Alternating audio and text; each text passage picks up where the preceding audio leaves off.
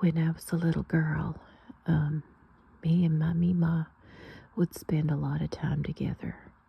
She owned a store, a corner store, and so we would go together to the suppliers, and we get boxes of candies and treats, and we'd have the bread and milk delivered, and I was like her little pet.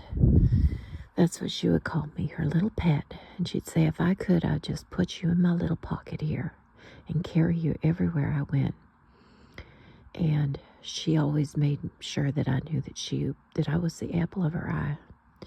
There wasn't a time she didn't make me feel special. And when I'd stay at her house, later on I would get my own bedroom, but when I would stay at her house, my papa, her husband, he had his own bedroom, and she had her own bedroom, because by this time, when I was born, my papa was 50 years old, and she was about 45-ish, and so they liked sleeping in separate rooms, and then my auntie had her own bedroom, but at night I'd sleep with my Mima, because my auntie stayed up late into the night, and she was 12 years older than I. So I'd go and sleep in my grandmother's room, and she had this big room, and it was real cold. The other rooms in the house were warm, maybe because they were insulated better, I don't know, but her room was big and cold, real cold. And like I said, the rest of the house was warm. You never got cold in the house, but her bedroom was always chilly. So she'd say, go brush your teeth, and I'd go brush my teeth, and sometimes she didn't have toothpaste, and so I'd have to use bar soap. I mean, it would have been better if I wouldn't have used anything at all, but whatever. Those were the days.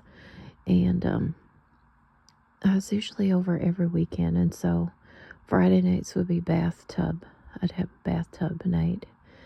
And, I'd get out of the bathtub, and I'd hear the music playing, and my papa would play, what's that song? Splish Splash by Bobby Darin. And I'd come out and in my pajamas out of the bathtub, and I'd dance that song, Splish Splash, I was taking a bath, And him and my Mima would have a few beers, and they wouldn't get rowdy or nothing like that. And then we would probably watch TV or whatever. I think I'd go in my Mima's room and watch some TV, or they had a den, like a little TV room. I can't really remember, but anyways, when it was time for bed, my Mima would put me in her room, and I was going to sleep in her room, and I was afraid of the dark. Believe it or not, till this day, I'm still afraid of the dark. And in her room, she didn't have a night light or a light or anything. Once the door was shut in her room, because she shut her bedroom room door, there was no light whatsoever. I don't know, maybe it was a trick to make me fall asleep faster. I don't know. But anyways, we'd get in her bed, and her bed was so soft and comfy. It was like one of those, the old mattresses that were just, it didn't have no horsehair in it or anything, but it was just so fluffy. I don't know, I can't even describe it. It was just like sleeping on a bed of clouds. It was so cozy. And on her bed, she had her sheets, and back in those days, the sheets were so smooth because they were 100% cotton percale, and they were, you can't find sheets of that quality anymore. And so they were smooth and cool, real soft. So I'd get under there, and then she'd have her top sheet, and then a comforter, and then, I'm not even joking when I tell you this, she had about 6 blankets piled on top of her comforter. and they were all hand knitted, all ones that she had knitted herself. But being under her blankets was like, it was like a cave. It was so comfy and cozy, and you'd think that I would get so hot I'd melt, but no, because the room was so darn cold. But it was so comfy. And like I said, there was no light in the room at all. So you just, you had no other choice but to close your eyes and go to sleep. And she would hold my little hand because, like I said, I was afraid of the dark. I was terrified. And she would hold my hand. And most times she'd rub my back and I'd fall asleep. But she'd hold my hand. And then this one night, she had a dog. She had a doggy. He was like I can't remember. He was a Rottweiler mix, but like if you looked at him, you wouldn't think he was a Rottweiler. Sorry, it was a girl named Duchess. And because the colorings were tan, she was tan and black. Like she might have been like a Corgi mix, or Dachshund. I think that's what they call it. She was a funny looking dog. Let me just say that. I mean, she was cute because she'd been around my whole childhood. But she was funny. She was just a funny looking dog. You couldn't place her. You couldn't look at her and tell what kind of doggy she was. She was just a mutt, a real mutt. Like you couldn't even guess what kind of dog she was. But I know that she must have had some Roddy in her. But anyways, so like I said, my Mima would close the bedroom door and we'd get to sleep. And I had quite an imagination. I still do.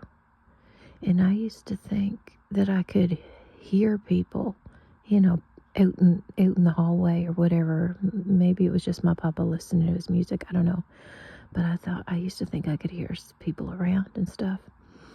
And I used to have this thing where I was afraid of my feet. Not afraid of my own feet, but afraid of something touching my feet in my sleep, like a ghoul or a monster, or, like a monster under my bed was going to come up and tickle my feet.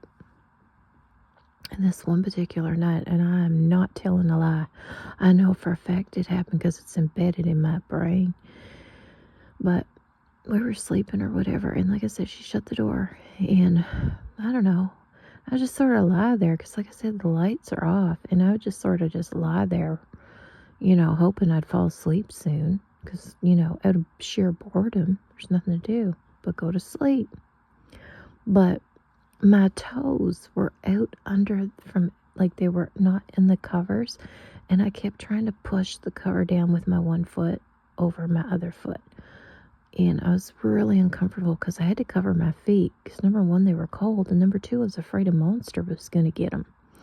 So I kept trying to rustle and push my feet under.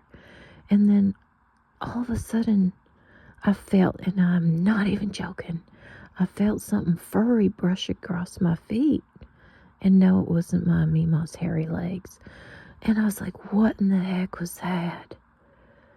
And my Mima said, what's wrong? And I said, something just brushed up against my feet and it was furry.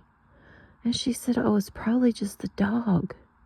But it wasn't the dang dog, because the dang bedroom door was shut. And to this day, I thought, was it my auntie trying to play a joke? Or was the dog got in? But the dog would not get in the room. The dog never slept in the bedroom. So what the heck was it? So anyways, from now on, if I sleep, like if I would, even when I was younger, if I stayed over at someone's house, and you know how sometimes when you sleep over at someone's house, they give you some crappy blanket, it's not big enough or whatever. I'd rather it not cover my shoulders, and I'd freeze to death. As long as my feet were covered, I was okay. But anyways, I remember on these cold nights, because it is getting cold, the temperature is dropping. One of my aunties even had snow where she's at. I just remember getting in under those covers, all those blankets, layers and layers of hand-knitted blankets. So fantastic. It was so nice and cozy. But then I also remember that hairy, furry thing touching on my feet. Good night, y'all. Love yous. Bye.